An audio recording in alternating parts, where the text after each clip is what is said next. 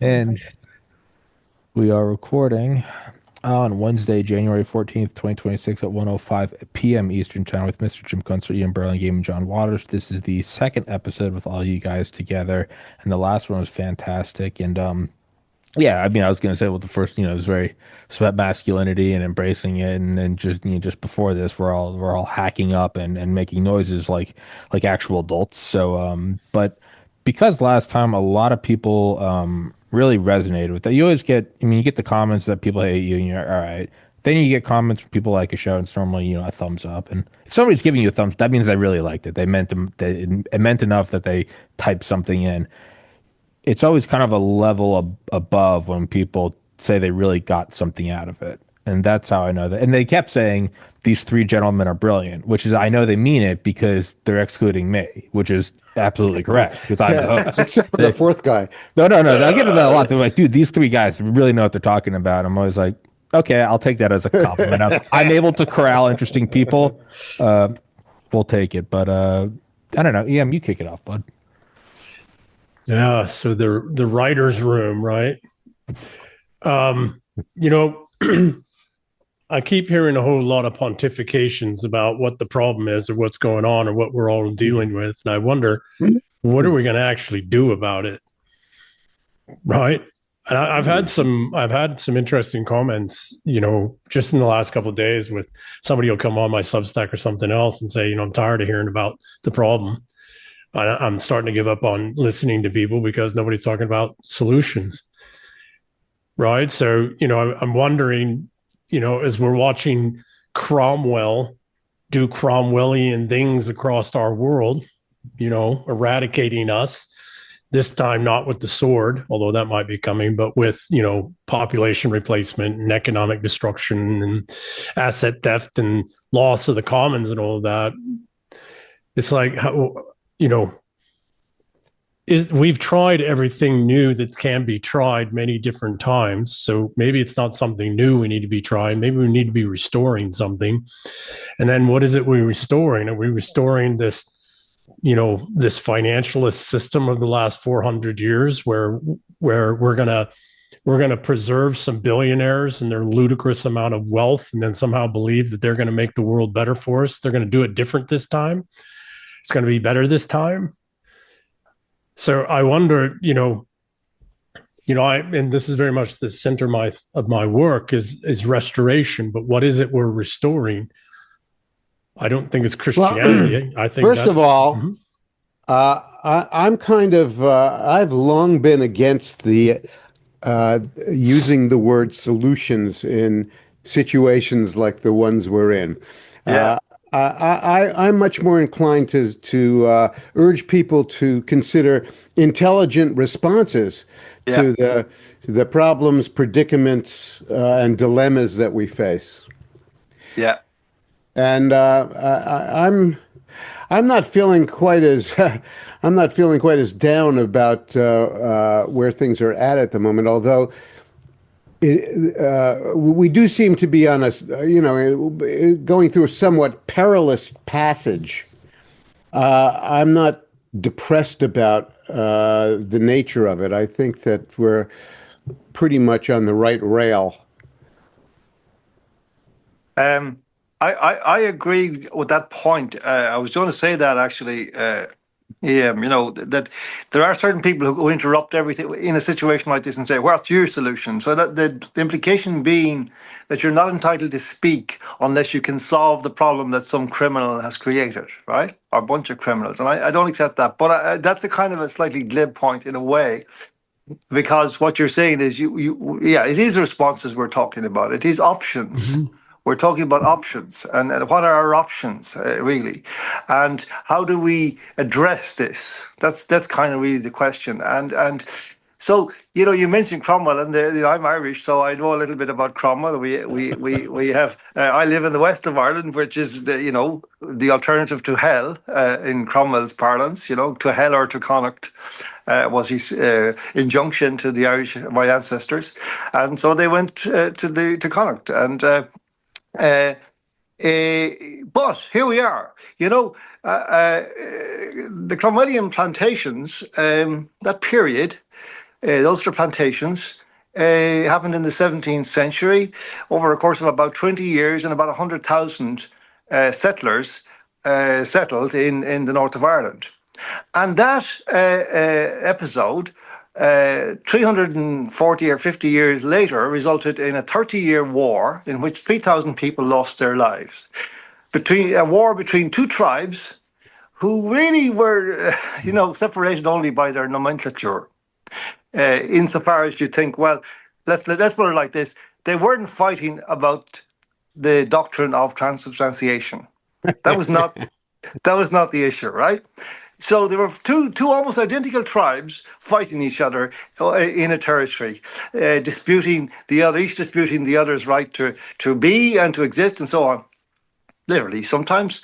And so, but here we are now in Ireland, in the southern part, the Republic, where in the past 20 years, something like between 1.5 and 2 million, it's not clear. And these are official figures. These are not what may well actually be the case.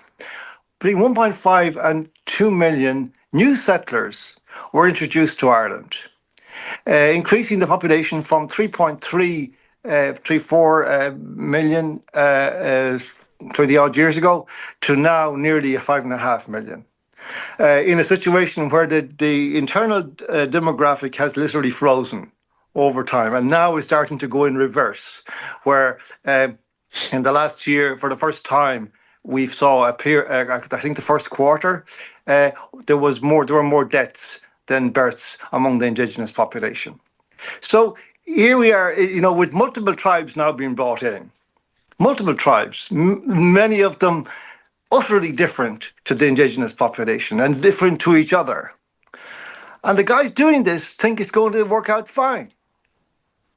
They don't, they were the same guys, many of them were involved in negotiating the end of what were called the Troubles just 30 odd years ago. And now they think, oh, that was all right. It wasn't a big deal. 3,000. Okay, well, let's work the multiplier. If there's 20 times as many of these people coming in now as then, let's multiply that 3,000 by 20. Right? I give you 60,000 deaths. But that's an abstraction. So here we have a situation where, a country is being invaded. Now, we're not allowed to use these words, invaded. We're not allowed to, we're told that you can't say invaded, you can't say replacement, and you can't say plantation. But the reason you can't say those words is because they're true. They're the appropriate words.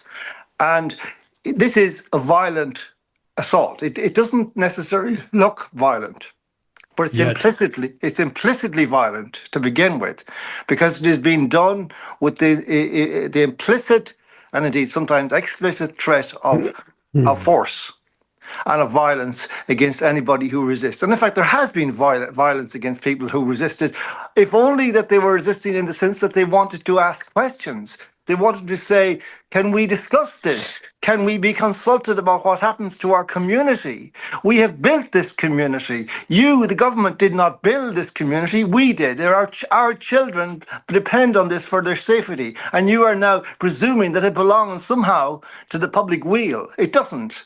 It belongs to us. And so, well, the next move is the police attack them and batten them to the ground.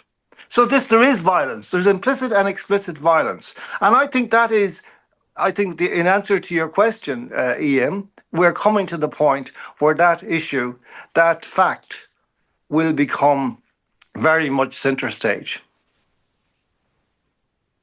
Jim, you've been having all kinds of facial expressions, so. I just don't understand why the response to that is so mild.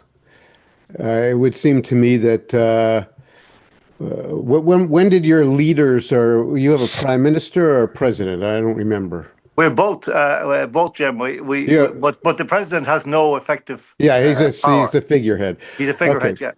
Yeah. So who's the prime minister now? Micheál Martin. We call him the Taoiseach, which ironically means chieftain, which is a terrible notion when you look at his face. Yeah, I prefer my chieftains playing flutes and bagpipes. Yes. But I don't really understand. Well, when was he last? When was the last parliamentary election? In November 2005, actually. Uh, 2005 yes. or 25? 2025. I beg your pardon. Sorry. Huh. Just a few months ago. Now, How, it's a why very were they interesting. not bum rushed out of office? That's a really good question. I would have to go back and tell you that the whole history of the last 6 years in Ireland, which has been dominated by the acquiescence of the public in all manner of things, going right back to the spring of 2020, when we were told that overnight that we no longer could leave our houses without a reasonable excuse. And if we did have a reasonable excuse, and that was up to a policeman to decide, then we could go only 2 kilometres from our own houses. And so from that moment on, the people of Ireland, as you would have thought implicitly in your puzzlement, you would thought, well, they will say no to that. They will rise up and they say not over our dead bodies if necessary. And they didn't. They just said, no, that's okay, we'll do that. And anybody who dissented, actually, for the most part, the authority did not need to pull their buttons, because your neighbours did it for them. Your relations did it for them. Your family did it for them. They shut you up, or tried to. So this is a measure of what's happened to Ireland in the last, I don't know how many decades. There is certainly, if there is a fighting spirit left in the Irish, it is dormant at the moment. That's not to say that it could not come back to life in certain circumstances, but there are no immediate signs except this one. I was in the centre of Ireland last Sunday in Athlone at a protest by the farming community, and it was quite an amazing situation to see in the wake of the last 6 years, because there you had something like, I think 27,000 people showed up to protest the Mercosur trade deal, which is a deal with South American countries for the importation of beef into Europe. And the argument is that this beef is of a vastly inferior quality and will greatly damage the agriculture of Europe. And the Irish farmers, who have the best beef in the world, arguably, I think, say no. And now there were nearly 4,000, I was almost said tanks there, 4,000 tractors it came into the town of Athlone and jammed it up for most of the day.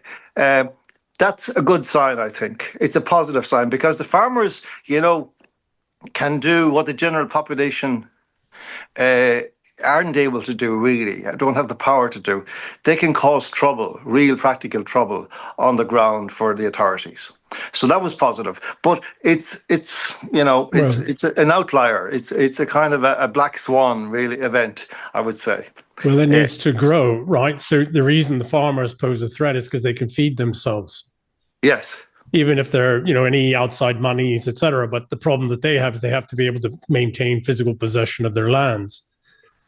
Well, that's what this is about, Liam. Correct. You know that there are attacks now globally on farmers. They want the farmers off the land. They say they wanted to rewild it. Of course, they want to just steal it. That's what they want. Correct. Really. Correct. Yeah. So the last time the people had any real power was in the 1600s, when the final last enclosures of the commons happened. Here in the Americas, it went longer. It went into the 1900s because we were still building out the West.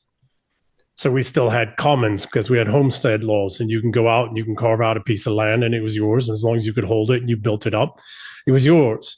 But that all started to go away really after World War II. Started before World War II in the Great Depression, where they're buying up farmsteads, et cetera, rather rapidly, and then through the S&L. But the last time the peoples actually had any real power is when there was commons and they could feed themselves. So even if, the economic system, the governance systems, et cetera, turned against them, turned hostile, they could survive. They could feed themselves. They could eat. And then they could resist peacefully or otherwise. Yes. We don't have that. By the 1600s in Europe and Ireland, Cromwell finished it, really. The commons were gone. They were sold off. And now even the this, that's the direct commons, and now we have the secondary commons, and that is the farmers. The farmers are secondary commons in that they can share the largesse of their productivity with the community. They don't have to sell it into stores or into the cities or, elsewhere. So now there's this solid push to remove the final commons, whereby the common people can sustain themselves in a collapse or in a fight with tyrannical governments. Yes, and there's also it is also said, and we from looking at the World Economic Forum's prognostications and promises and threats, that in the future, not too distant, people who try to grow their own vegetables will be subject to carbon laws, which will measure their gardens in the context of the alleged carbon footprint that is there. And if it exceeds the value of the produce, which it will, of course, it can be calculated to do that at a drop of a hat, then their vegetables, etc., will be confiscated by, I suppose you will call them, turnip squads or something like that. So. I think farmers now in Ireland certainly are beginning to understand this because I spoke to quite a lot of people, and I interviewed a couple of people about this, and I didn't have to explain what I meant when I was talking about these things. They immediately understood them. Whereas I remember in the election of last year, which I ran as an experiment, the European election, I wanted to see what exactly were the conditions. And what I found the conditions to be were that you couldn't talk about anything beyond the cap or whatever in terms of farming. Everything was regimented. There were always kind of,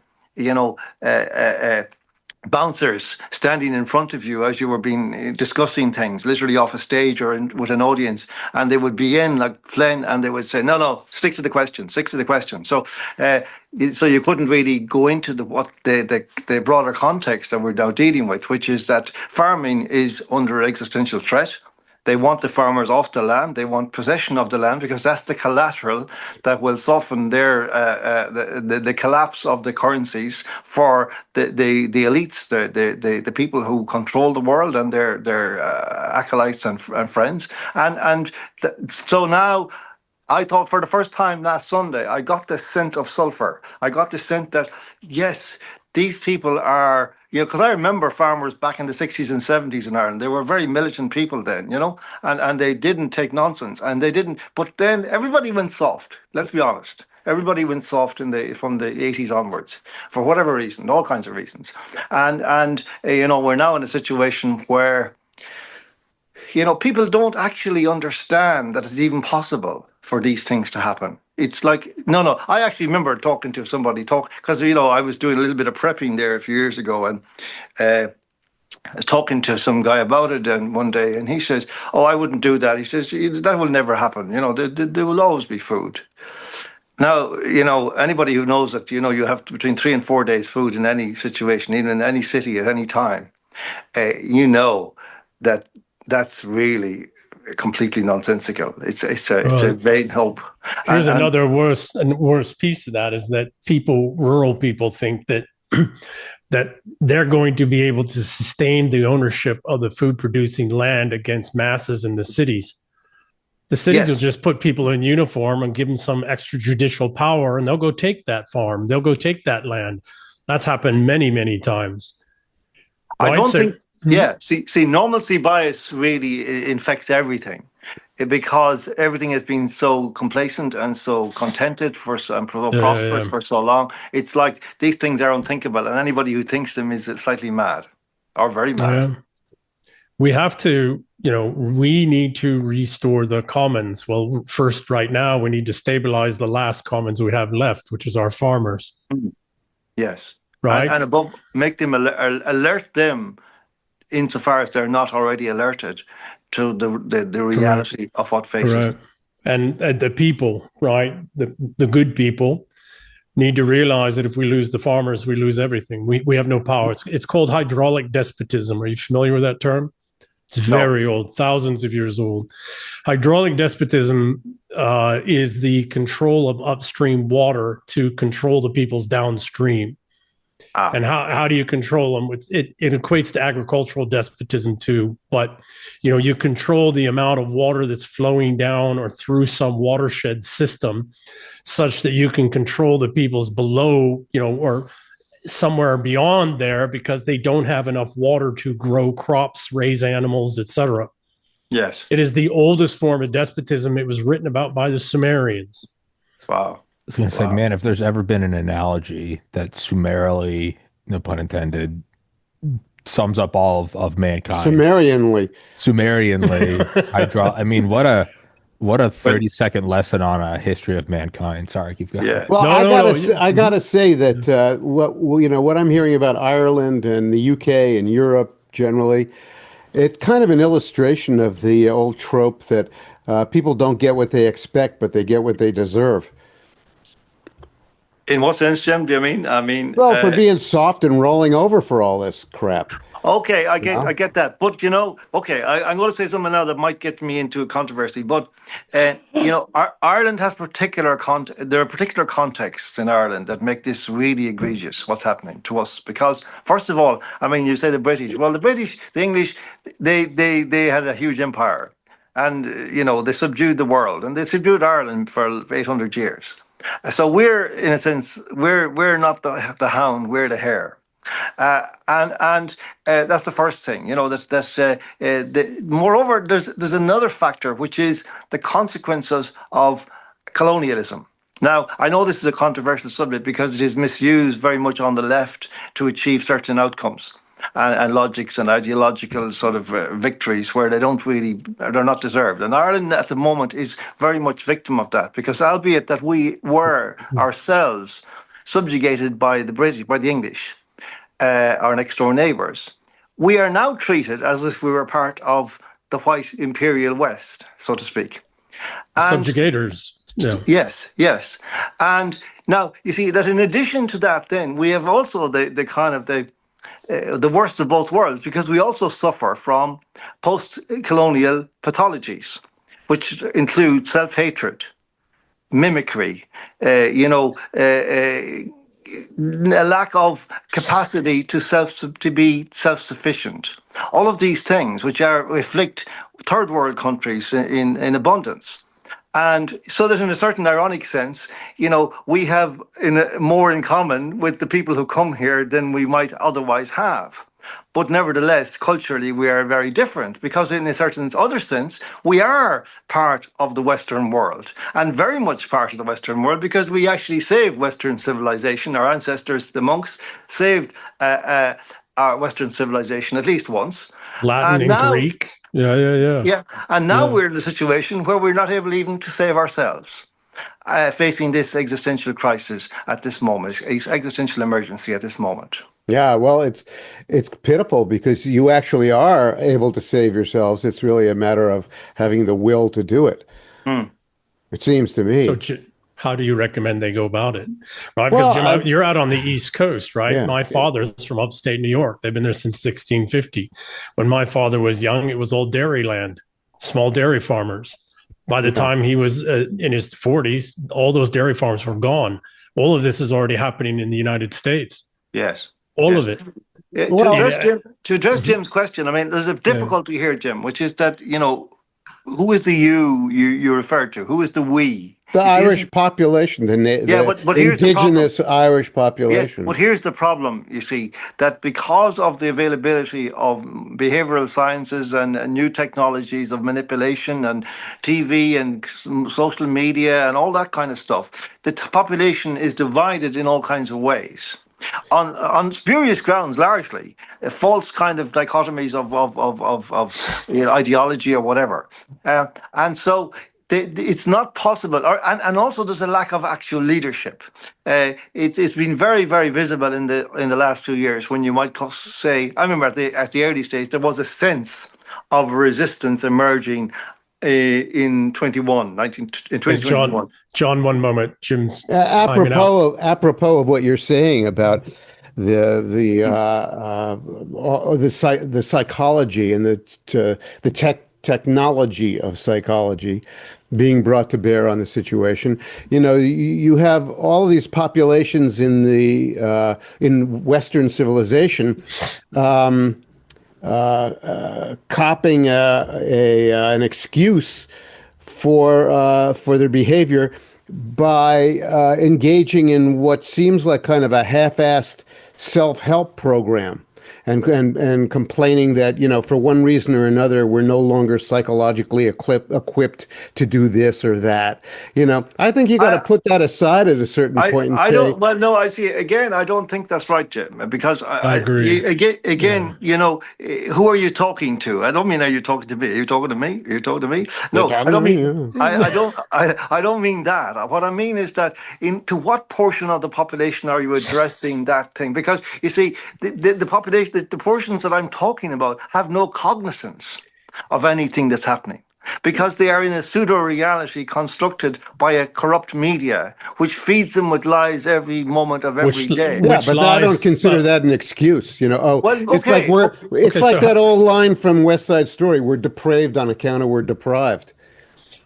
All right, well, so gentlemen, I'm gonna. But I mean, Jim, sorry, Ian, but I mean, the very capacity to utter that line that you said there, Jim, implies an understanding which is not present here. It's not like people understand. I'm deprived. That's why I'm saying they get what they deserve, not what they expect. Okay, but hang on a second. Hang on, Jim. That is like a father saying, "You're a total piece of shit, son. Get the fuck out of my house." I mean, that's the equivalent of that. Is that you don't know what the fuck's going on, so you just get the fuck out of my house. Yeah. Right? It's literally the equivalent. That's how I hear it. Okay. Well, that's exactly what the Irish people should say to the many uninvited guests who are there. They have to say it to their own parents first. You say shit like this that you just said. I hear this all the time about the conservative movement. Well, these people need to raise themselves up. Well, most people, I don't mean you personally, but most people have absolutely fuck all idea how much power and energy and money is being spent to keep people from being able to stand up for themselves. I see a lot of it as self-mind fucking. There's a lot of deliberate mind fucking that's going on, but there's also a lot of self-mind fucking that's going on. Okay, I'll give you that, Jim. I think that is true. There's a lot of people. There's a lot of people who don't know, and there's a lot of people pretending not to know because it suits their lifestyle better. Let us not put everybody in this. I'm with you, John. Let's not put everybody in the same bloody bucket as if everybody's the same. Yeah. As if everybody has the same damn capacities or the same psychological makeup. It's the book I wrote, The Eternal War. There's 30% of people, they're just shitheads from get-go. And there's maybe, depending on where we are in the population at any given time, another 50% are just shitheads by choice or by nature. Yeah. Right? But, okay, so maybe the 20%, though, and maybe at some given point of time, there's a little bit of awakening. We've got 30%, maybe 40% are actually trying. Well, how much energy and effort is invested across centuries, by the way? Centuries to prevent them from having the belief or the concept, the idea that they can do anything at all.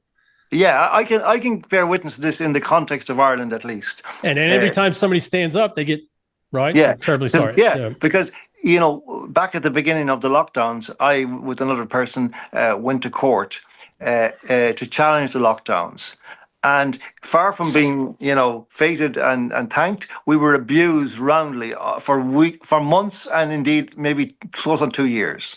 I couldn't walk down the street in my own city, in lots of towns around Ireland, without being abused by people.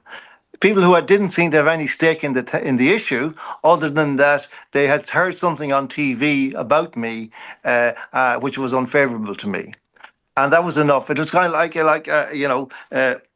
Pavlovian response to what they had been told about me. And I picked this up whenever there would be a development, like a new ruling in our case or whatever, there would be an uptick in this kind of activity. So in a certain sense, you could observe that there was a lack of autonomy in the whole process, in the whole kind of cultural kind of response, and that it was being manipulated and driven from a central source. So, I'm not. I don't disagree. And with great effort.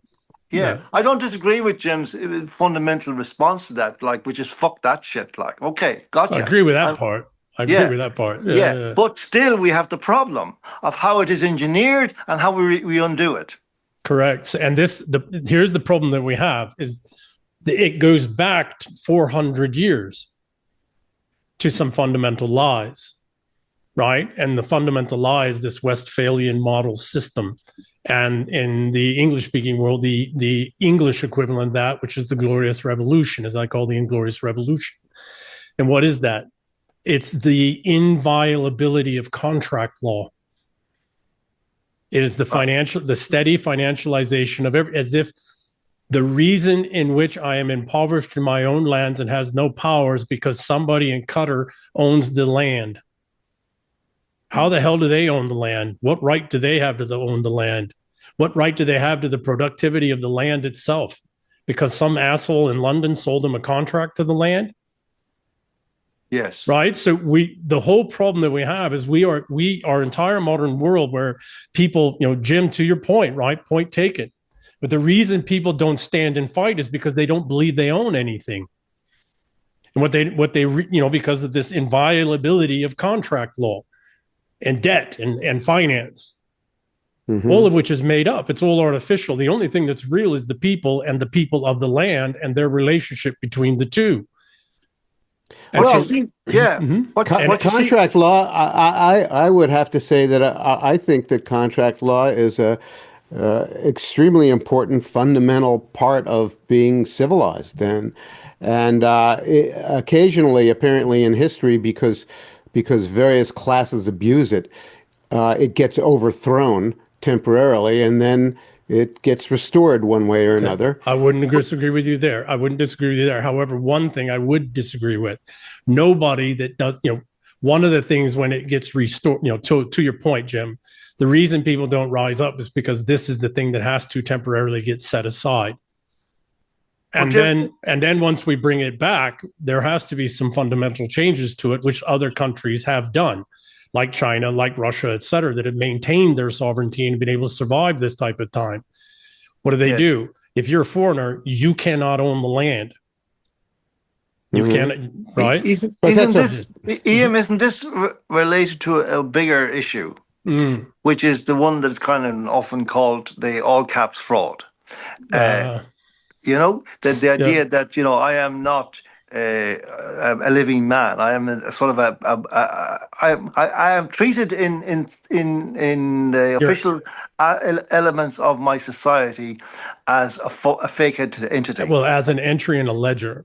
You're an entry in a ledger. And that is called in my all caps name, Mr. Imar, all caps, John Waters. I am not recognized as the living person, the living man that I claim to be. And that all of the contractions that happen around my official embodiment, or whatever you would call that, are actually part of a scam which enslaves me in a certain sense, and which limits my capacity to prosper in the world. Burdens upon you obligations that you have not asked for or earned. Yes. And there is a sense now, increasingly, in the last few years. I remember being very skeptical about this when I first heard about it. I've gone into it a lot more in the last year or two. And I now believe that there is a hell of a lot in it. And I pick up more and more that there is actually there's movement in various countries to address this, because there are many facets to this. For example, there is the fact that, as I understand it, each of us at registration is given a trust fund, which is then invested in the bond market or whatever, or the stock market, and that this grows and grows and grows. And it is the elites and the authorities who gain the benefit of this. And they conceal all of this from the people who are affected by it, and that this is now on the point of being rumbled publicly. That there are more and more people becoming aware of this and starting to fight it. And the strange thing of it is that you would imagine that this sounds so fantastical that you would go into court and you would be laughed out of it. Well, that's not what happens. One of two things tends to happen. One is you get really screamed at by judges and then attacked by the police, who shouldn't even be there.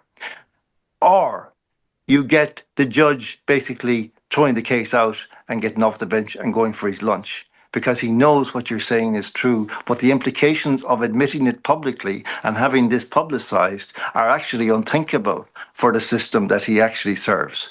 And that's essentially where we are now, that there's now a growing danger. And I believe that actually I've seen signs in the way, for example, that President Trump talks about eliminating income tax. How would he propose to do that? What's the logic of it? Well, here is the logic of it, that income tax is a manifestation of that slavery.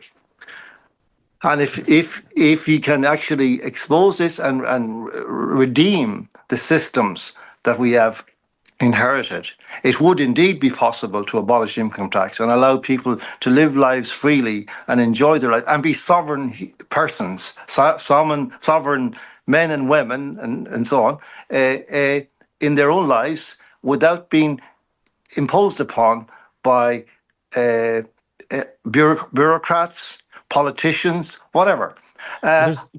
This is not a pipe dream. It's actually, I think, within reach now. And the problem, sorry, just one last point. Like, it seems to me that we're at a moment when there's two options. Either those in charge of the world, those who have taken charge of the world, to the world, see, there's a moment of, what would you call it? I call it moment of almost of supernova of currencies, where they just all will blow up. And that moment can be an opportunity to make the world better or to make the world a hell of a lot worse. And at the moment, we're heading down the bad road. We've taken that wrong junction. We've gone past it. We're down a good couple of miles down that bad road towards hell. We could go back and create a system that would actually be to the benefit of human beings all over the globe, in a world that is totally abundant with resources and has a capacity, I would say, to have many more people, far from or being overpopulated. We are underpopulated in a quite significant way. Would you agree with that? 36 billion is the bearing load of the planet. Yeah, I think it's debatable, but yeah, it's debatable. But what I think we're also seeing is, look, always at all times in history, we see the abuse of the law and the abuse of courts.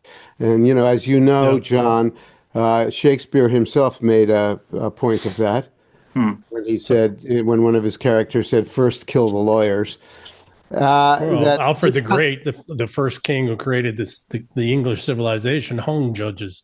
There you go. For this very reason. Well, so this kind of fuckery is a normal state of affairs. Although like anything in human history, it has its ebbs and flows and its sine cosine waves. Yeah. Well, and this is a particularly bad one, and we're seeing it play out in the United States now with the extreme abuse of what has come to be called lawfare, which basically means lawyers going to war against their own citizens, and the courts conniving with them to allow that to happen. So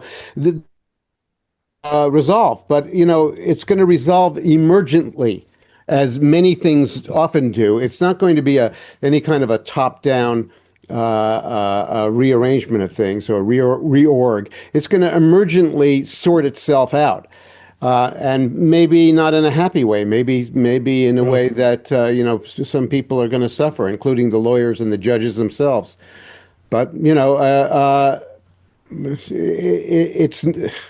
when the body is dealing with a life-threatening pathogen, we don't just stand by and go, well, I hope I survive it. I hope emergently my immune system is going to solve it. I have to augment my immune system. I have to help my immune system with some information and knowledge and some antivirals, right? And so, you don't have to, but it might help. It might help. Well, or the body dies, right? So I agree. Top-down solution's not going to happen. It's not possible. We're way past that, and primarily for one reason: the lawyers are in everything, everywhere. Yeah. But the other reason is that it's reached beyond a level of surreality and complexity that there's no top-down solution that would work. Yeah. That would. Yeah. So I mean, it seems to me, and contradict me if you think I'm wrong on this, but and I'm sure you will. But it seems to me that where this goes wrong is that the rotten apples and the rot starts to spread, and the good apples are too timid to address, so they stay within the system and they prop up the bad apples. And that gets worse and worse and worse. Now, at a certain point, these good apples have consciences. And at a certain point, they will begin to either out of fear of being roped in with the bad guys, or out of a genuine principle. a sense of principle. A sense of duty. Yes, exactly, duty, yes. That they will act against their own colleagues. That didn't happen in the COVID period. It hasn't happened for 6 years in any of these systems. People didn't see COVID for what it was till afterwards. So, this great point, John, actually, I wouldn't disagree at all. I think this brings us back to the first conversation we had. Historically, and to Jim, something you said earlier about the sinusoidal nature of all of these things, right? Historically, we've been through these things before. This complete, portfolio of calamities, we English-speaking people go through every 400 years, every 5 saeculums. It's like clockwork. Okay. How did we get through it in the past? Great thinkers and writers stepped forward and helped people see what the key fundamental issues were, right? The key pieces of understanding they needed to know so that they could tear through the illusion and the lies and the deceptions. Maybe not writ large, but, to the fundamental component pieces. And here there's one fundamental component piece that was introduced in the 1600s. And that is that the people of a land don't own the land, that it can be bought off and sold out, from under them through direct or through derivatives, right? Debts upon debts, that the people have no connection with whatsoever. And that somehow then those people have to go fight and die on behalf of these contracts that sold their lands out from under them. And are you referring to the period of Charles I?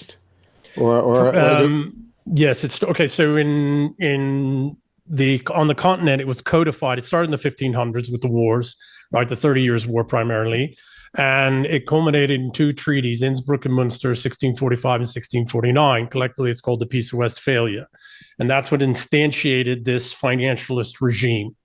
In the United Kingdom, what would become the United Kingdom, it began also in the 1500s, but to their credit, as insane as we read about them since, the Tudors did a pretty good job of fighting this in the United Kingdom. So did James I, even though, James I of England, he was James VI, I think, of Scotland. Mm-hmm. But James I himself also did a pretty good job. Charles I was doing a pretty good job, and he stood up against all of this. The problem is that Charles I had not built the relationships with the people and, enough of the lords. And actually what people really need to understand is the first battle that before the Civil War even began, when the king was threatened. The English Civil War. The English Civil War.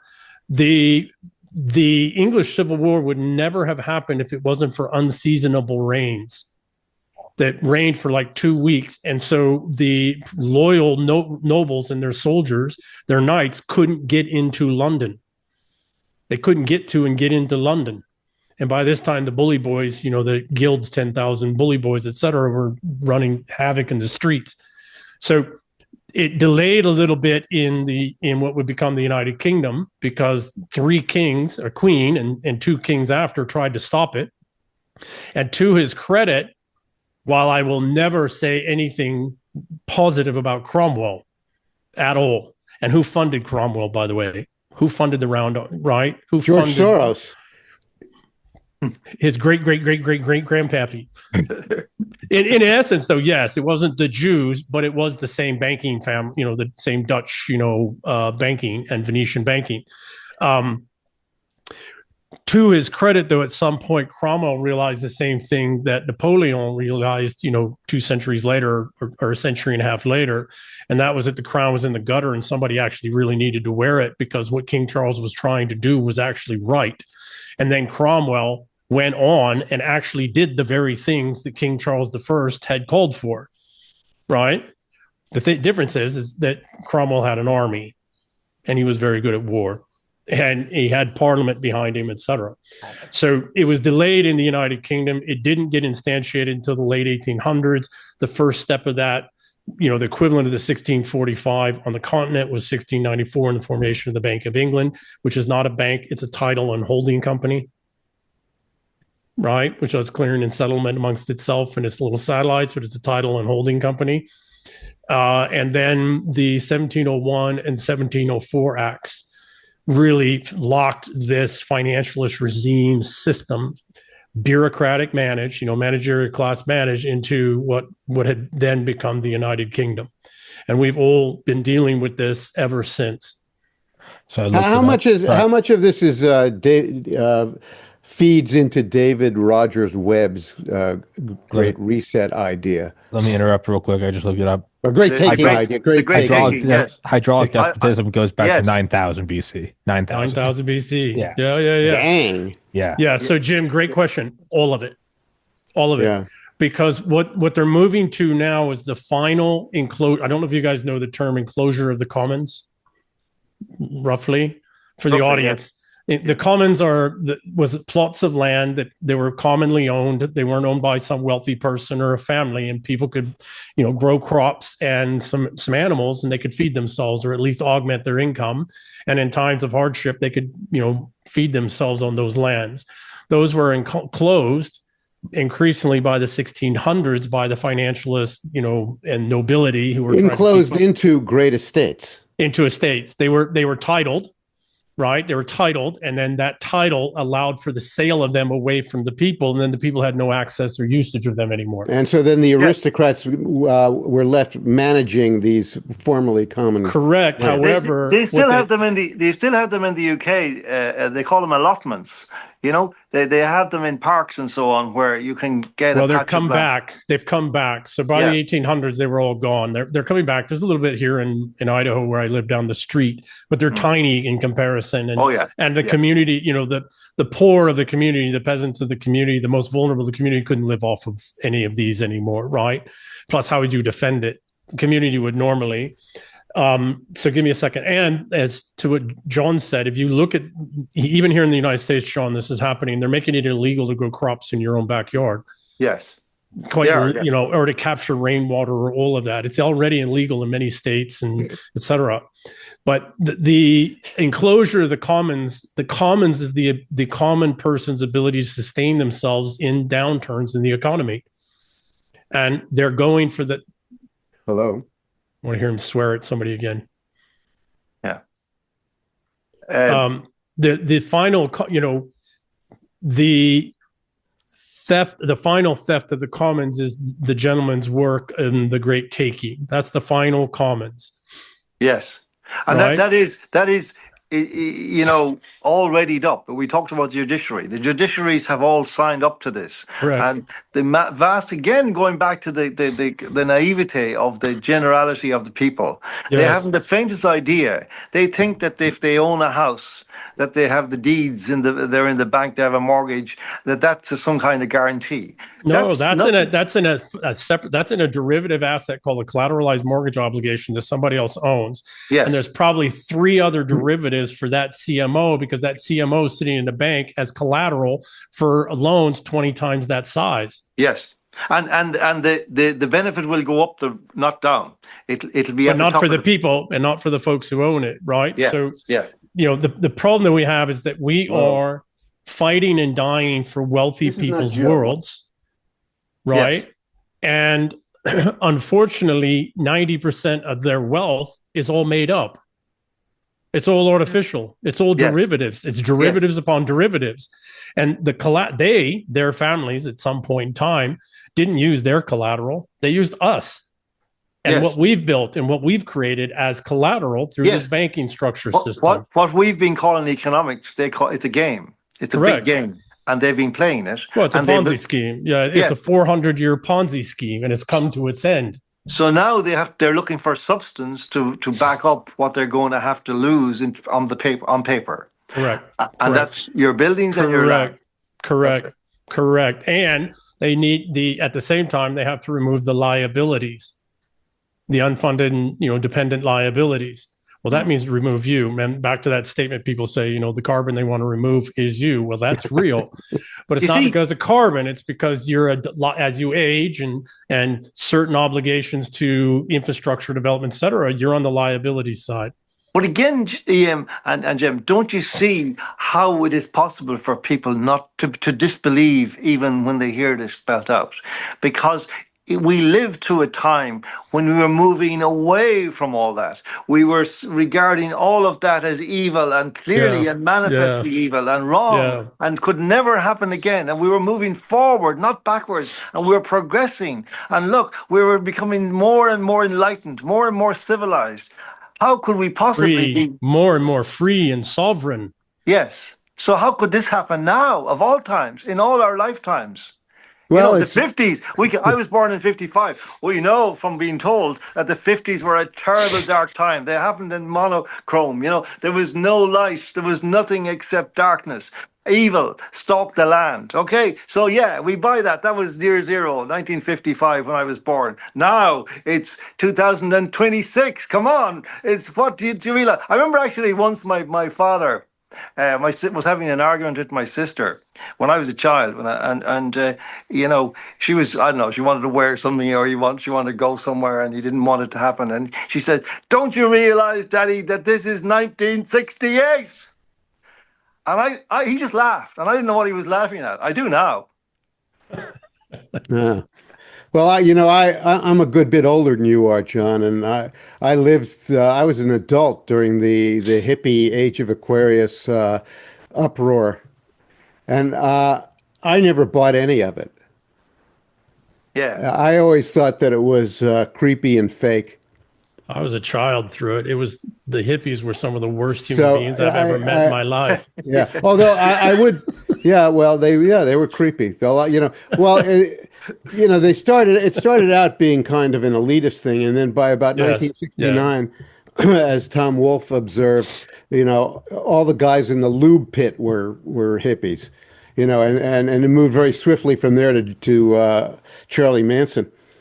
But I would take your larger point that the basic religion of progress and the visible material experience of mankind going through these 300 years, let's say, just spitballing it, of industrial progress and material technological advancement and comfort and convenience and not being cold all the time and not being hungry all the time and being able to and the kind of magic that people are immersed in now with their pixelated screens. Any 19-year-old young man can just take out his phone and start watching people having sex, in living color. This has been unheard of just 30 years ago or 50 years ago when I was a young man. You didn't see people having sex. You had to do it yourself in your own bedroom. Yeah. That's very interesting, Jim. That's very interesting, Jim, because actually we always assumed that sexual freedom was a bonus. It was on top of all the other freedoms. We didn't realize until the day before yesterday that it was instead of the other freedoms. Well, it's also had a lot of unanticipated repercussions too. Especially, we're seeing the result of that now in the extreme lunacy of Western women. Who are they're reenacting everything from the devils of Loudun to the meowing crisis of the 1500s among the nuns, and the lunacy now is so extreme, and it's largely because of the dysregulation of relations between men and women, and women not caring for children. It's too much estrogen. It's the pill. Pill is releasing too much estrogen, and that regulates testosterone production. And as someone wrote to me this morning, a woman, as it happens, that the pill puts women hormonally in a perpetual state of pregnancy. Correct. And one of the things that does is that it subliminally makes them reject certain kinds of male presentation for other kinds of male presentation. Namely, they when they're pregnant, they prefer beta boys. Yeah, so this is all absolutely true. The other problem that we have even more is that aerosolized estrogen regulates testosterone production in males. Yeah, and so we're all walking around So they're shedding, and so we're thinking that they're pregnant. Well, there's two things there. Our testosterone production levels go down, so we're not quite as aggressive. We're more protective nature. But the other thing is that tied into the more protective nature is we also think she's pregnant, so she's saying crazy shit. Well, she's just saying crazy shit because she's pregnant. So you couple those two things together, women saying crazy shit because their bodies think they're pregnant. So they're not living in a real world. They're living in, pregnancy world. And by the way, as a father, love a woman when she's pregnant. Awesome. But boy, she goes batshit crazy. And then myself as a male, I have this natural instinct to protect her. Well, first off, she's not pregnant. She's being batshit crazy. I shouldn't protect. There's no reason for me to want or desire to protect her in the first place. And I'm protecting the worst fucking behavior she could have for her doing nothing. Yeah. So you have a whole corpus of, and it's just, you have a whole corpus of American men on the left protecting this lunatic behavior and sanctioning it. It's the whole, right? So I was going to say, it's the whole, most problems like this shit, they always say like communication is key. Well, in this case, it's biological and pheromonal communication. Correct. It's not happening. They might as She's well crazy. be No, the communication's happening. It's just not right communication. It's not correct communication. It's a hijacking, right? It's a lie. And it's not quite conscious either. Correct. Men on first encounter with a beautiful woman, no matter how mad she is, they want to sleep with her or not sleep with her, and therefore they are going to go along with everything she says. That's the way the world has been formed in the last 50 years. Well, it goes back farther though. Actually, the worst thing is, and no picking on my academic friends, but when I went to do my doctoral studies, my graduate studies, I was astounded at how beta the academics are, and they always have been, and how they were writing pieces of paper, writing academic research, et cetera, rigorously done, and it all supported the worst behaviors of women, and it all articulated how horrible men are, and it's like I'm sitting there and I'm like, none of that's true. It's just some beta male academic with tenure trying to get laid, trying to impress the pretty girls in his class. It's like, have you noticed, that there's an uptick in the numbers of women coming out now to denounce feminism and to actually deconstruct the damage it's been doing? Because they're afraid. Because they're actually physically afraid now. The rape gangs and everything else are happening in the time of women and beta males being in control. They are afraid. So I have friends that have security companies, right? Very high-end, very elite security companies.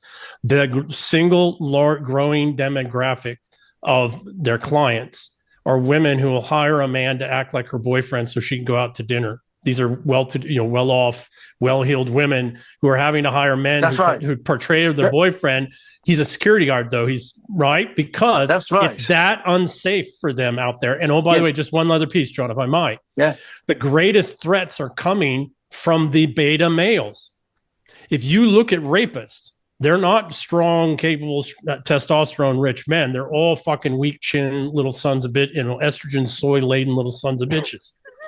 Yeah, well, it's like these women never anticipated that the day would come when society, in its institutions, in its legislature, in its policing, would actually shrug at the idea of rape, which it does now in certain circumstances. Yes. Look at in the UK with the it's happening here too, John. It's just unless you're a political celebrity, and the Pakistani rape gangs in the UK for 30 years, and moreover, they never thought the society would stand there clapping politely as three hairy arse men climbed up on the podium for the women's 100-meter freestyle. It turns out that strong chin men like me used to bully people in school because those were little shitheads that were going to go on and fucking abuse people in life if we didn't fucking bully them and we didn't let them know and sometimes put them down hard. Right? We were just being mean and cruel. No, I've never been mean and cruel to somebody ever in my life. I put some people down. I've shot some people. But I've never been mean and cruel to anybody in my life. But women right? And estrogenic males who are trying to get laid by supporting the worst behavior of women fail to understand it most of the time. Now, of course, there's exceptions and there's bullies and et cetera. But guess what? Strong, capable men take care of the bullies too. An interesting thing is happens, with kind of spell words which are imposed on you, like kind of like almost like electric fence, or homophobe, misogynist, racist. All the wonderful labels. I've had all of those, but here's an interesting phenomenon that I've noticed. Like, it starts with misogynist. That was the first one I attracted back 30 years ago. Then I became a homophobe. Then I became a racist. And what actually happens is that as you move through them, they start to die off at the end. Right. So now I'm no longer a misogynist because all the women are saying the same thing as I was saying 30 years ago. And so, you eventually become free if you live long enough of all the spell words. So you're no longer anything toxic at all. You're actually quite a normal person. So again. What was that? What's that saying? If you live long enough, die the hero, live long enough to become the villain. Right. Well, if you live long enough, you to get past the villain stage, you can be a hero again. Yeah, that's what I'm beginning to think. Real old though. No. Even early on in the podcast, I found early on in the early years, so many times I'd respond to comments. I'd be like, "I'm not racist," and I'd go on and explain how. And as the years go on, people just go racist, and you just go fuck off. And it loses all power, and you go through the full arc again. Then you're just like, yeah, man, I'm gonna say whatever I want. I don't need to show you my black friends. I don't need to fuck off. And then exactly, fuck off. Man doesn't need to explain nothing to nobody but himself. Yes, right. Yes, that's right. Well, let me suggest we get back on the rail here, and the rail being. And I'm trying to track this myself, EM, that most of what you're kind of bundling up in the way of the fuckery that needs to be overcome is a regime, a property and banking regime that has gone awry. And that has become an infernal machine that needs to be deactivated, thrown against the wall and splintered, whatever. You began asking for the solution to that. And I wonder if we can imagine some of the intelligent responses to that infernal machine. Yeah. So give me 1 second. Another key fundamental problem we have is that we have oriented ourselves as a society and a civilization, all of our hierarchy structures, peer recognition structures around this very same problem, right? Who has property, who doesn't have property, who has what wealth, who doesn't have, how did they earn it? So part of the problem is that in the same 1600s where we laid down this financialist regime, we also replaced Christianity with it. It's a financialist religion now. The people who talk just like priests. They talk, I wrote several pieces that how it lays down. So two things that, one of the things is we have to realize that, because I agree with you, contracts are important, right? Contract law and the adherence to contracts, but within reason, right? Natural law kind of reason. So we don't want to necessarily get rid of completely contracts and contract law and the trust between individuals, because that's part of a high trust society. But we have to get rid of the abuses.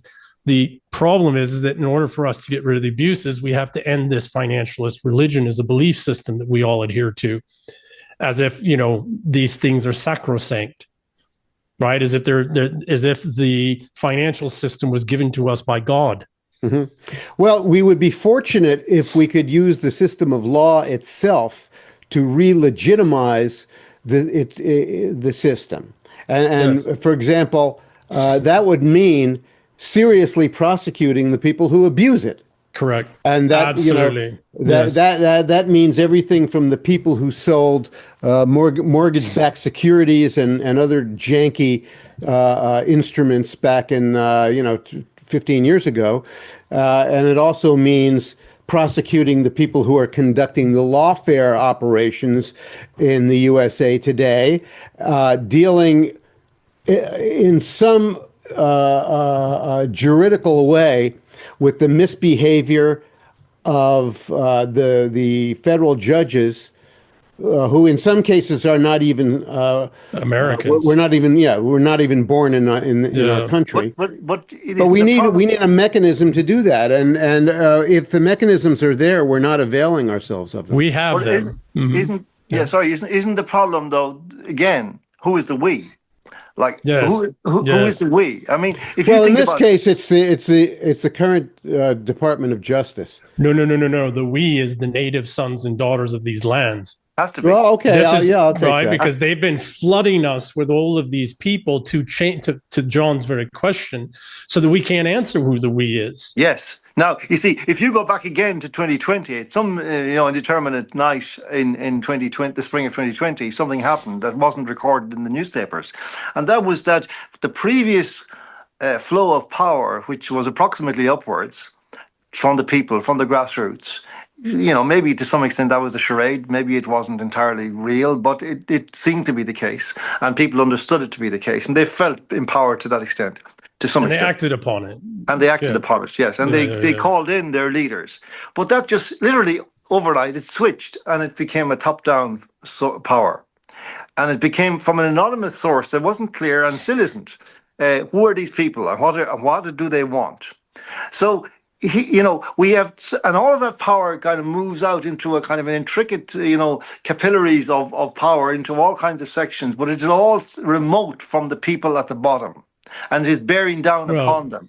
So, so therefore they can't speak back. They can't answer back other than shrilly and through a very, very broken tannoys. Here's why. Okay, so love it. Give me 1 second. Okay, while you're thinking, let me say this. That we're in the process of sorting all that we stuff out right now in the United States of America. The whole Somali fraud and racketeering operation that was uncovered in the last 2 weeks is a very big part of that. And we're discovering, who our allegiance is to in this country. And it turns out that it's not to mutts from foreign lands. We're also discovering.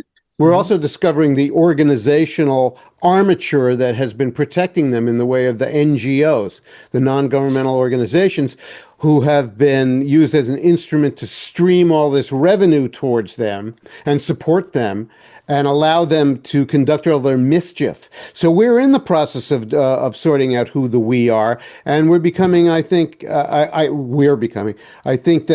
at least people who are not tied to the Democratic Party racketeering operation are entering a pretty robust period of sorting all that out. So I think that we are trying, Jim, but we are not going anywhere near as hard as we have to, because with these political systems, they change every 4 years, right? And they can change dramatically. And so then it can all get reversed rather quickly. The problem is we have roughly 100 million people in the United States that don't belong here. Yeah, 100 million. They took 40 years to get put in here. It's not going to take 3 years to get rid of them. Even if we did round-to-round trips with every every heavy lift aircraft that we have, and just started dumping them randomly in parts of the world, because it's not just as simple as picking them up out of the United States and removing them. They have to get them to the country of origin. You got to figure out what that is. You got to go through all that process, get them to country of origin. The country of origin has to accept them. All of these things.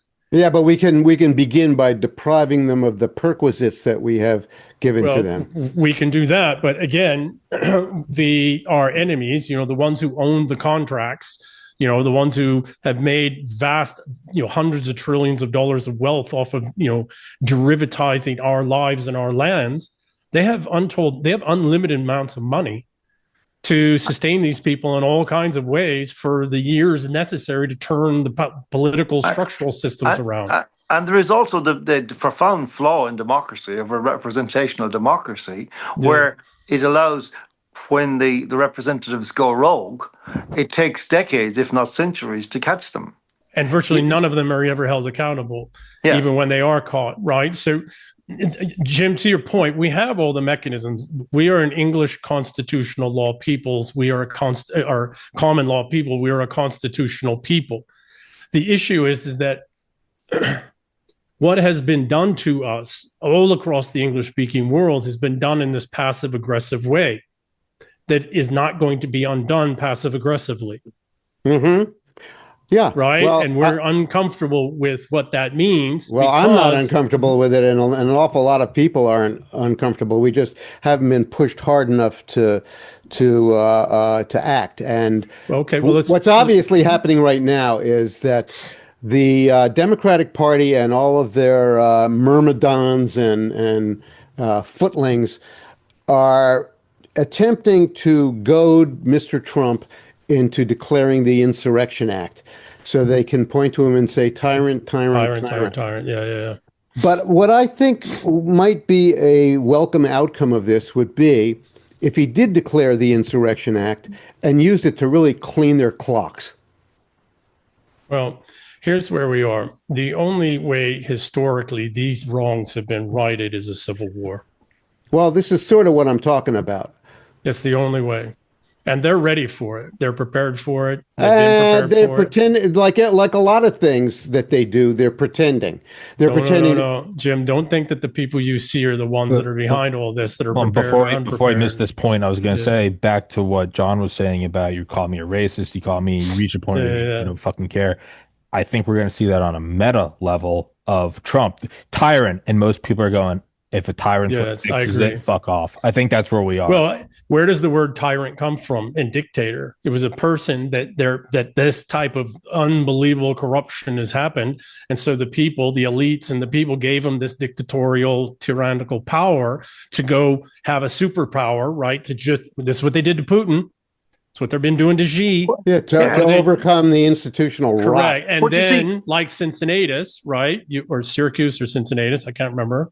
You set down the power, hopefully, right? But isn't there a syndrome? Obviously in so-called democratic societies, whereby there's this kind of implicit threat of violence all the time. State violence, which is licensed from the people. Sure. But it's now threatened against the people.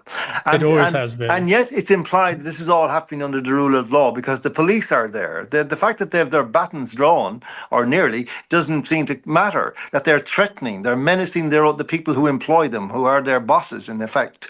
So you have this sort of implied threat that never or very rarely needs to be actually implemented.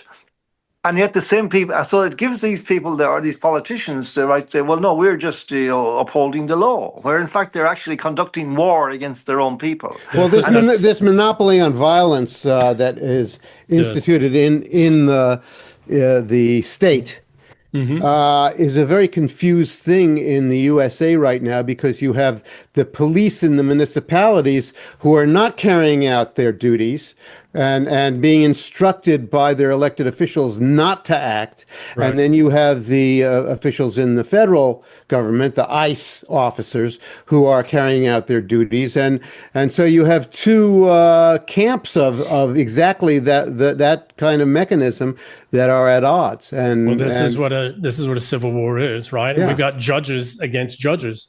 We even have federal judges against federal judges. That's why I think that it's very important for, at some point, Mr. Trump has got to send the federal marshals in to just get Tim Walz and what's his name, Frey, the mayor, out of Minneapolis, and get ready to indict him and try him for a serious crime like sedition. Yeah. I must say, I just have one point on this civil war thing, and just in the context as an Irishman in Ireland, I've heard this, and I remember there's a guy, an academic in the United Kingdom, David Betts, he's been talking about this for quite a while, and Michael Yon talks about it quite a bit, this. But in fact, I kind of, maybe it's just a little bit pedantic, but I kind of say I haven't spoken to Betts, but I have spoken to Michael, and I say, well, no, I don't think that, certainly in the case of Ireland, that civil war is the appropriate term, because these are outsiders, they're invaders. That's not a civil war. A civil war is between two internal, legitimately existing factions. But it's a reconquista. But it is a civil war because it's your own people bringing them in. So what we have to understand is that all civil wars begin as oligarch conflicts. Okay. All civil wars begin as a conflict, an irredeemable. It begins as a conflict that all factions amongst the oligarchs cannot rectify between themselves. And then that spills out, as they're using all this ludicrously complex Westphalian infrastructure that's been built, over the last nearly 400 years, that spills out at some point. It goes into the bureaucracy, right? The bureaucratic systems, goes into the philanthropic systems, the institutions, et cetera, and plays itself out there. And if it can't rectify there, then it breaks out into the streets, and then we have actual fights. But what would happen then is that the real orchestrators, and you're right in this sense, that the true orchestrators would sit there smirking and claiming to be neutral observers or objective, while these invaders do their dirty work. Okay, so that's why we have a saying in my world, right? One of my worlds, the special operations intel world: traitors first. It's an old saying, by the way. It's not modern. Yeah, there's an old saying: traitors first. Yeah, Tim Walsh. Right? Because this has happened throughout history where we have been, directed to fight somebody who wasn't the real enemy. Now, we had to fight them, but the real enemy was the ones in our own countries and in our own principalities, our own kingdoms who brought them in the first place. Well, we know exactly who these people are in the United States. We know exactly. What's really amazing is that. Our public arena has been absolutely silent for the last year about what we're going to do with Alejandro Mayorkas. I mean, he was at least administratively completely responsible for letting all these and Harris, by the way. Everybody looks at Harris as a drunk, but Harris is she's very connected, had all these conversations with all these, notional blue-haired elites. And so because Mayorkas didn't have the monies and funds and all of this was orchestrated. She wasn't running the border. She wasn't running. She was having the border. But she was having the conversations with the elites that were providing the funding. She was having the conversations with elites overseas, because this isn't just unique to the United States. Well, Mayorkas himself had been previously tangled up with one of the biggest NGOs that was conducting people across the border. I totally agree with that. But what I'm getting at is, yes, Mayorkas needs to go down, but there are those above Mayorkas, right? I don't want to take out a lieutenant and leave the infrastructure in place. He's pretty important. I think that it would make a very important point to prosecute a former head of Homeland Security who fucked up. I'll give you that. Right. Just one thing there on going back to your point about the financialist system. Emanating out of Christianity. Now, here's a big irony, isn't there? Yeah. In that the Vatican has been up to its neck in the fraud I was talking about earlier, which is the all caps fraud. The Vatican basically was the entity which declared itself the owner of the souls of all humanity way back in the day, and that is still extant. That legacy is still there. It is still functioning. And it seems to me there's an extraordinary contradiction that Western civilization, and maybe you won't agree with this, but was at its center was Christianity, Christendom. And yet it was undone by the primary instrument of that civilization, which was the Roman Church. And now we're into free fall. I don't know what you would say will come after that. I mean, they're talking about post-humanism. They're talking about the age of AI. What are the implications of that? Well, let's not forget we had a Reformation. Yeah, but hold on. Well, that may have also been the Catholic Church, because there was a Reformation before that created the 1054 schism that created the Holy Roman Catholic Church out of the Orthodox world, right? And so with respect to the Rome, we are at war with Rome. That is exactly who's behind all of this, through Venice, through Amsterdam, through City of London, etc. We're at war with Rome. Rome is a slaver system. That slaver system's been evolving for 2,000 years. Okay? Who is the largest slumlord in the Western world? Catholic Church? Catholic Church, and by a lot. That was just a guess. So where are a lot of these so-called immigrants living? Properties owned by the Catholic Church through Catholic charities, et cetera, and through the archdiocese individually. Yes. Right. which in large part explains how they've twisted their own teaching to make it possible to justify this. Well, they've always been doing that, right? Well, then also look at BlackRock and State, not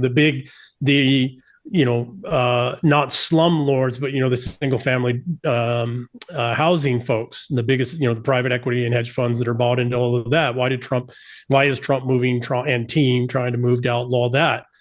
Because they're making vast fortunes off of rents of these people's. Mm-hmm. So there's some fundamental things that we have to get to that we as writers have got to try and figure out. And you two older folks and thinkers, who just a second now, who probably drink less than I do. So, which I've kind of pretty much ended, but a contract obtained for possession of land through fraud or deception is a contract that does not need to be honored.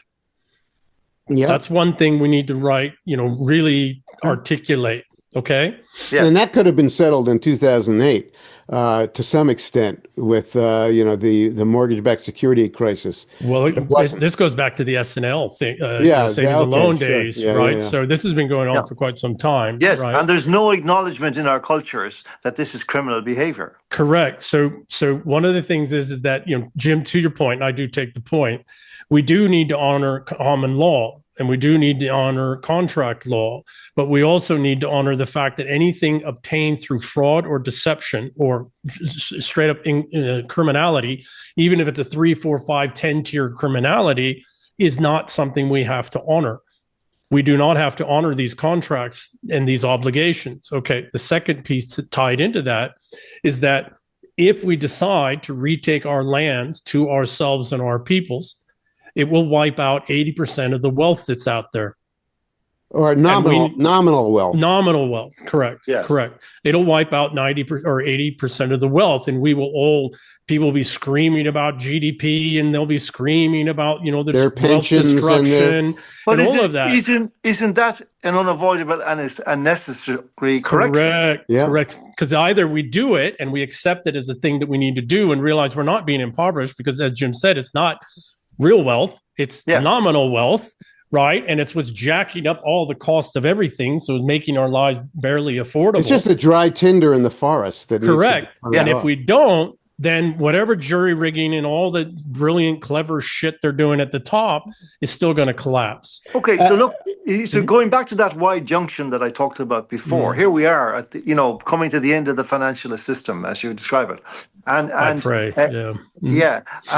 and so we've left behind the God-centered world, long way behind, and that sense of transcendence and that sense of a higher power who looked after the people and sort of governed over reality. And if something bad happened, it was the will of God, and so on and so on and so on. Then we have this system, the financial system, which seemed to be going into a kind of utopia, but it was a utopia for a few, and a fewer and fewer and fewer. Yeah, and slavery for the rest. It's a very utopian life for the slavers and their yachts and their fancy homes and But now we're at we've passed that Y junction, and we're going up their road, the road they want us to go up, and people are beginning to say, no, let's turn back. But the question, even then, if we do go back to the Y junction, what then? Because we have lost the sense that Christianity gave us of being protected, of providence, of all those things that people, not out of superstition, not out of stupidity, but out of a different view of reality, understood and created out of those understandings, possibly, allegedly, arguably, the greatest civilization, the most impressive civilization the world had ever seen. Well, two things about that before. Let's just stop here for a second. One is that there are a lot of people in the United States anyway, and young people, who are going back to Christianity, but to a different kind of Christianity, to a non-institutional Christianity, and they're starting to take it seriously. So that is happening as a kind of emergent phenomenon. And we don't really know what the volume of this is, but I think it is significant. The other thing is that I think that the people around Mr. Trump recognize the perilous nature of the paths that we're in with money and finance and all of that. And they are desperately trying to seek some kind of a way to engineer a soft escape from it. I don't know whether they're going to be able to do that or not. And part of that effort involves many of these unorthodox things that have gone on for the last year, namely the tariffs and the geopolitical moves and the resource grabs and the attempts to get into control of things that have real value in case the nominal things go up in a vapor. Yeah. And well, I'll leave it at Okay, that. well, Well, can I if I- just, before yeah. Ian comes in, I just want to say something here, because I think there's a link here that needs to be put in, or at least a question, which is, that we have lived through now in the recent past through the rational age, in which we assume we understand reality totally. And perhaps we can succeed in convincing ourselves this because we live in the boxes that we have built for ourselves to live in, and they're perfectly comprehensible to us. But there are greater mysteries that we seem to have just given up on. And my question is then, like, you see, how do we make up this space that's opened up in the psyche of humanity? Well, by and large, make it up with medication, with alcohol, with all kinds of things, Porn. because Therapy. Yes. So now we're at the point where, people are talking about restoring religion, and I don't dispute what you're saying, Jim. But at the same time, that on a mass scale, it doesn't seem that we can get over what I would call the implausibility of God in the culture we have created. That's not an absolute statement of implausibility of God. It's simply of the culture and conditions we have created, and we can actually work on them.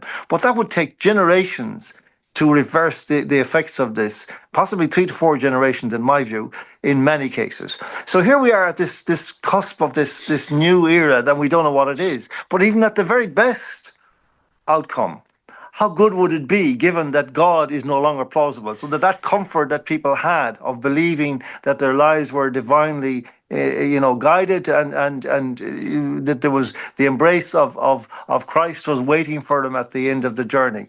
That's not there. We have it, though. We have it. And How? we never lost it.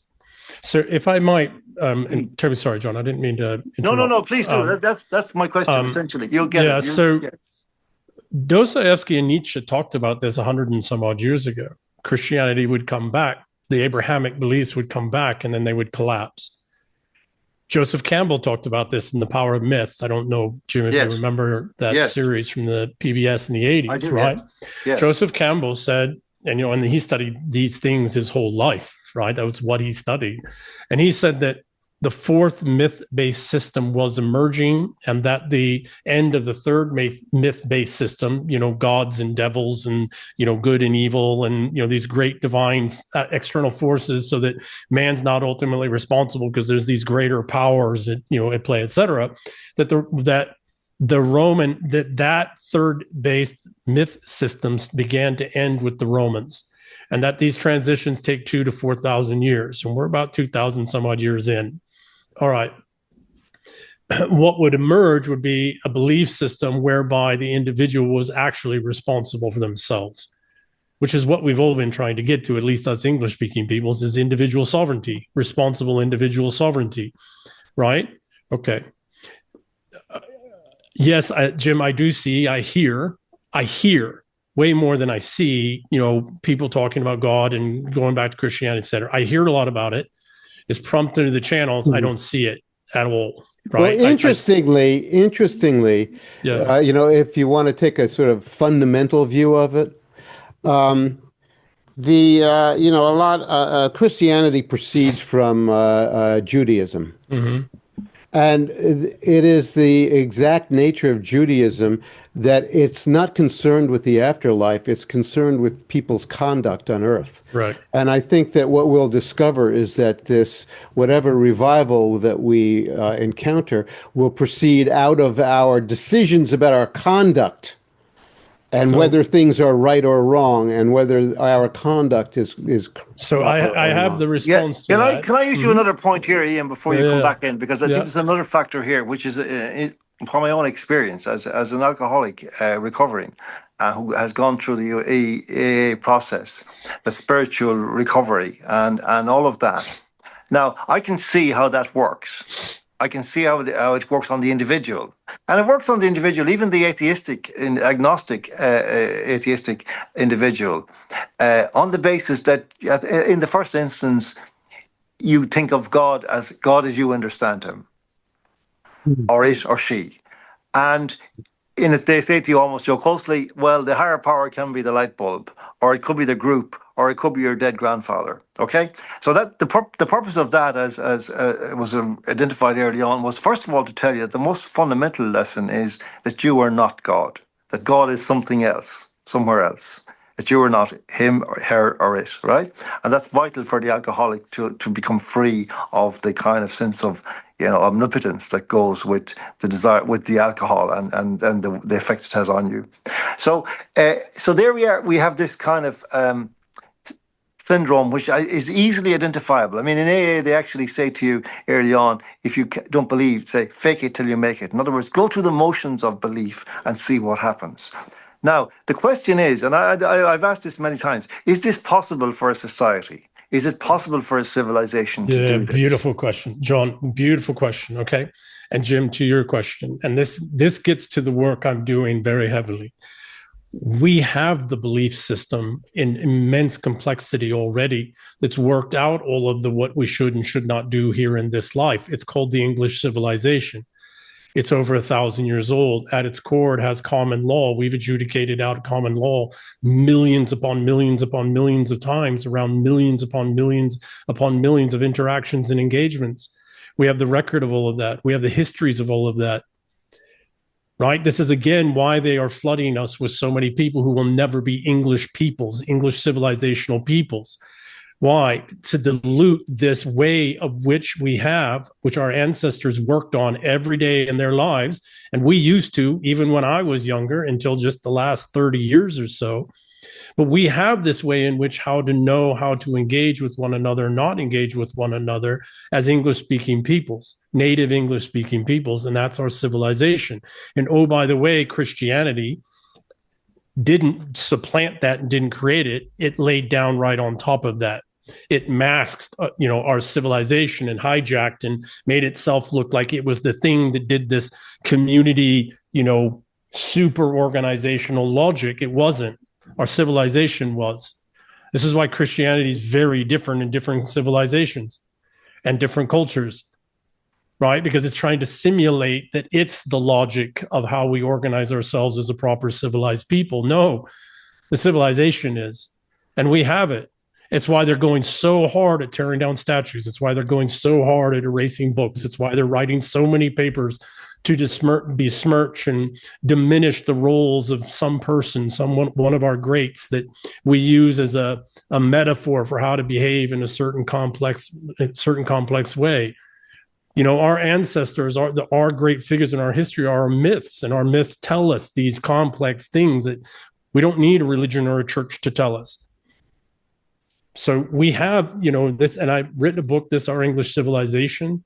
It's the conversation I'm having. It's why I bring it, because yes, there is a transition period as we go through this, and Jim, to your thing, as we go through this emergent, whatever, time frame, however long that may yet be, and the years on the other side, because the construction or reconstruction, restoration of our civilization, I believe, on the other side is going to take some time. We're not going to get through this in, the next decade or so. And probably, John, to what you said, probably not for the next 3 generations. But I'll leave you one other piece, then I'll be quiet for you wiser gentlemen. We need to stop worshiping. We need to stop believing that an economy is a way to organize ourselves as a people, and that somehow an economic system and economics are this great superordinate religion. And that God is GDP.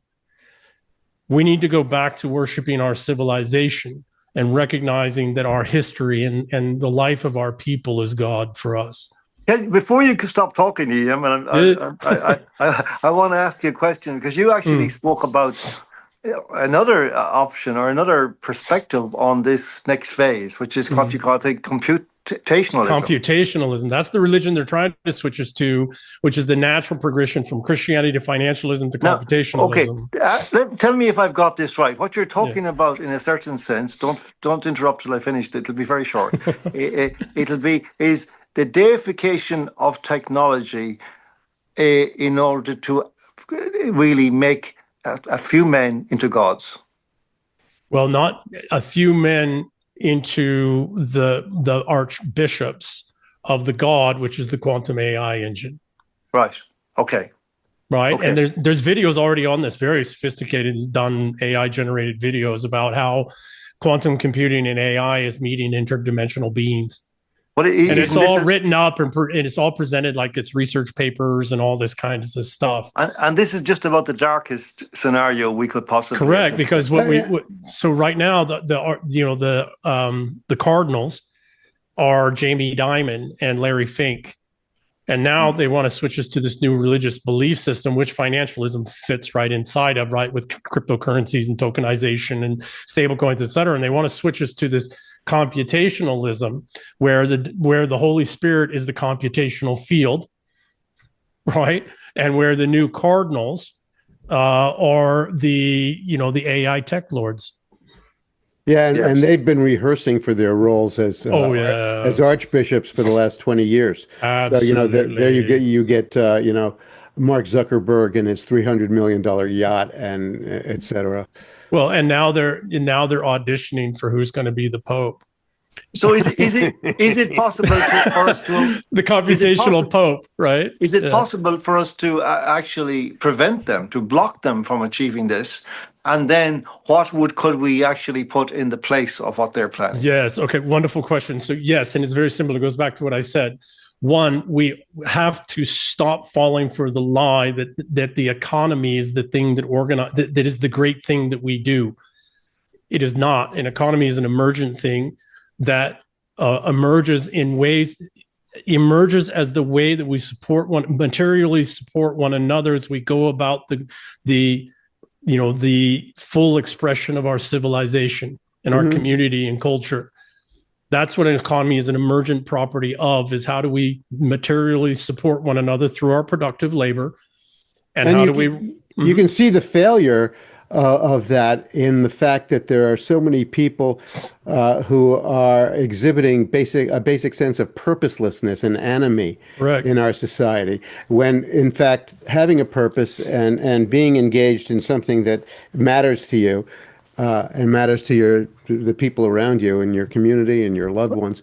We just lost sorry, go ahead. Yeah, that's the essence of being a human being, not whether or not your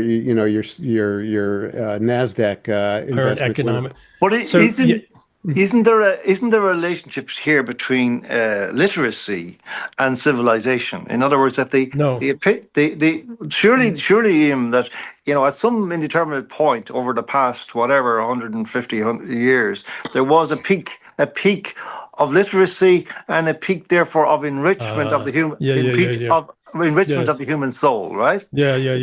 That was the Scottish Enlightenment. Yeah, and that has been waning for a long time now. Correct. It's now on the point of utter collapse. Yeah, so no. Great point, John. Yeah, terribly sorry. You're absolutely right.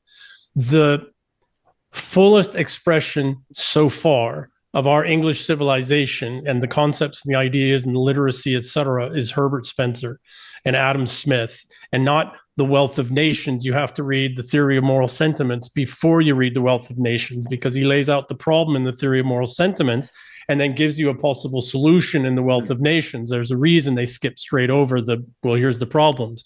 But the greatest expression of English civilization in literary works, like Herbert Spencer's Man versus the State, it's four or six essays he wrote. One's called Becoming Slavery. He wrote them in the 1880s. I mean, you could read those now, read those today, and you'll see everything he said is exactly what's happened. Everything. And ironic that it came from a part of the British Isles that's actually, in some material way, one of the poorest parts of the British Isles. But what people need to understand is that the high-level managerial class for the British Empire were all Scots. The middle level management and the generals and marshal capacities were the Irish. At the same time, the Scots were writing, the greatest, literary expression of the English civilization. The Irish were having their greatest outpouring of artistic, literary works. And around somewhere in there, the English had forgotten the things that the Romans taught them how to do. Well, that had been happened that was long before. So that's about 400. That's about 400 Yeah, AD. that was long before. So this is 1,000+ years later, 1,400 years later. But here we are at this moment now, and they're talking about a post-literate society. Yeah. What are the implications of that? Surely they're to a kind of an impoverishment of the human soul. Is going to inevitably follow from that. Okay, so let me give you a little positive, right? A fundamental positive. There's all that. A couple of years ago, YouTube came out with these trending faceless YouTube videos, right? They're images, AI generated, text over, etc. They tend to run 6 to 20, 30 minutes, and they're expostulations on things. A lot of these are brilliant.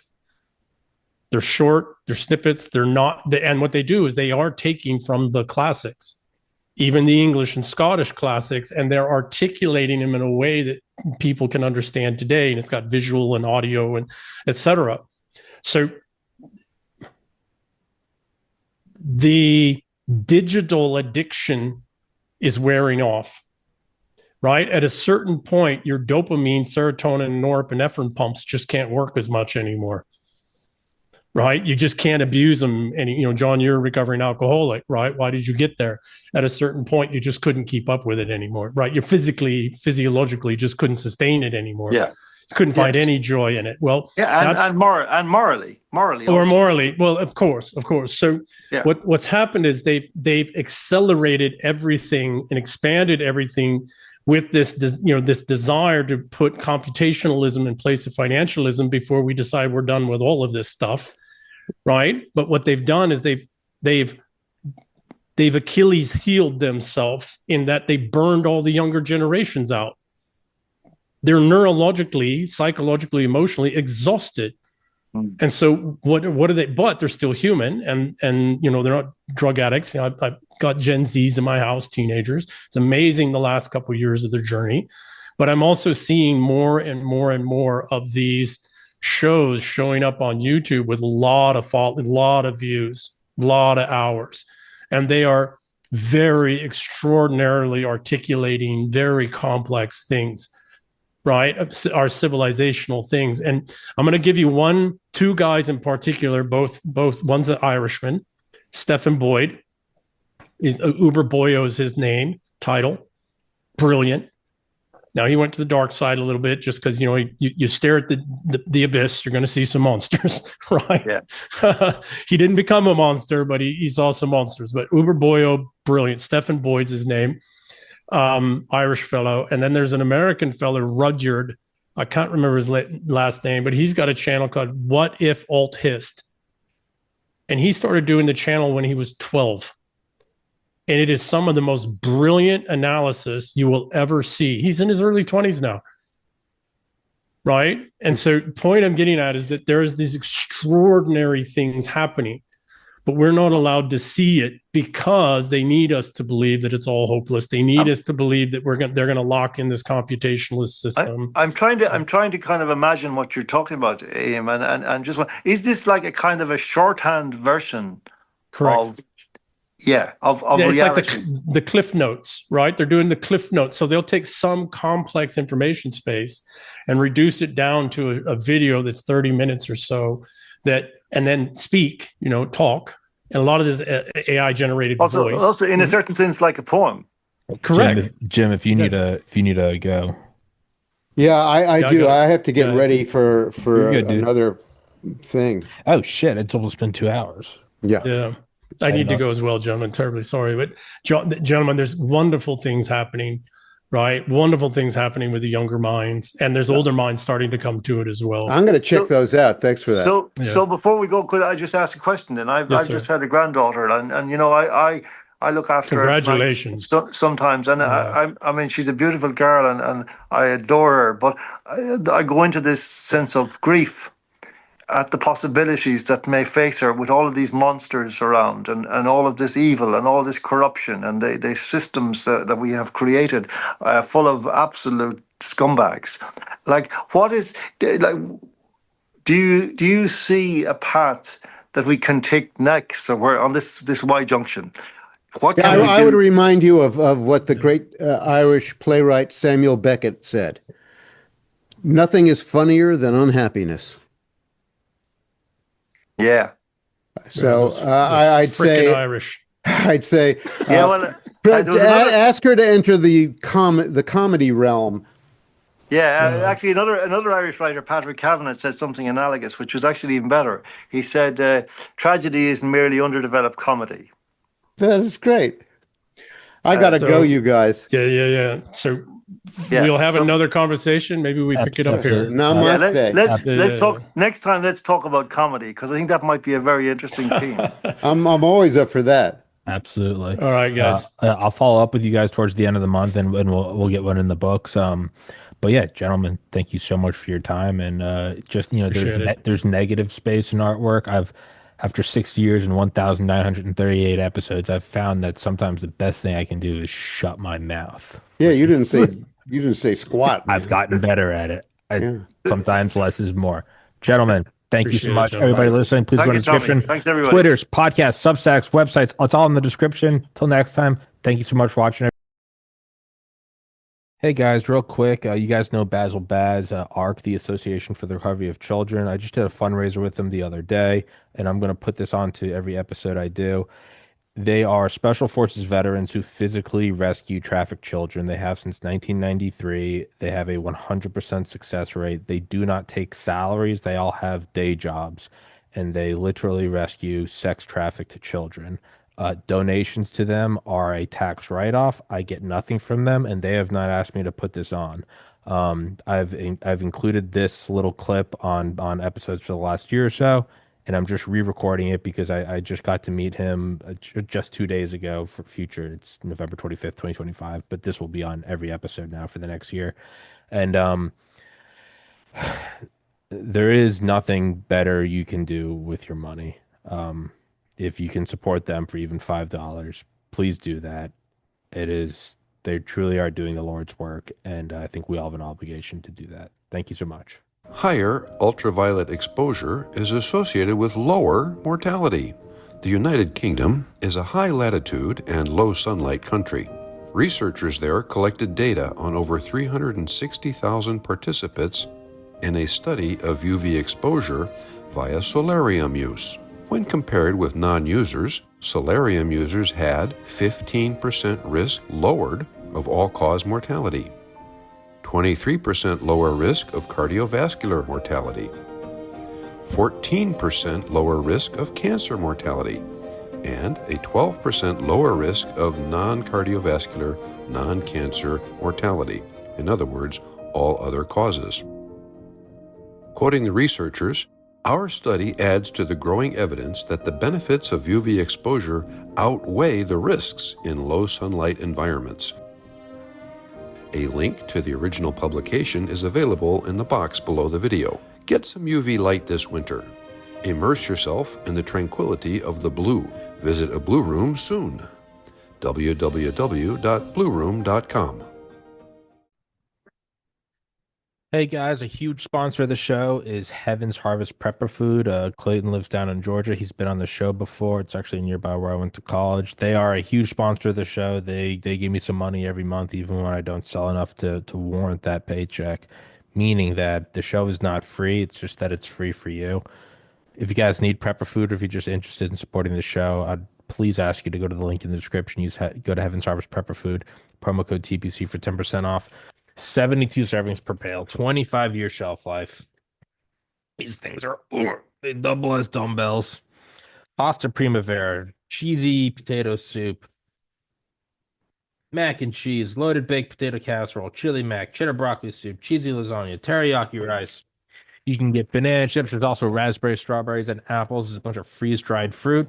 or you can even get seeds to plant your own garden. It's not a bad thing to have. It's like gold or ammunition. It's a good thing to have.